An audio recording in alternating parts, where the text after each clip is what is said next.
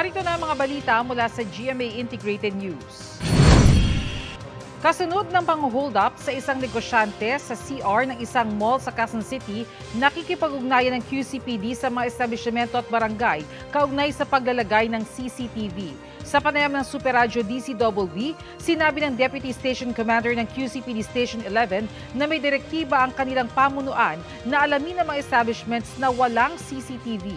Sa patuloy na investigasyon sa nangyaring pang-hold up at pananakit sa babaeng biktima, nag-request na raw ang mga pulis ng CCTV footage para matunton ang mga salarin. Narito naman ang iba pang balitang binabantayan ng GMA Integrated News. Barko ng PCG mahigit 40 beses binuntutan ng mga barko ng China sa Baho de Masinloc. Voter registration para sa eleksyon 2025 simula na bukas. At hanging amihan, easterlies at shear line nakakaapekto sa malaking bahagi ng bansa.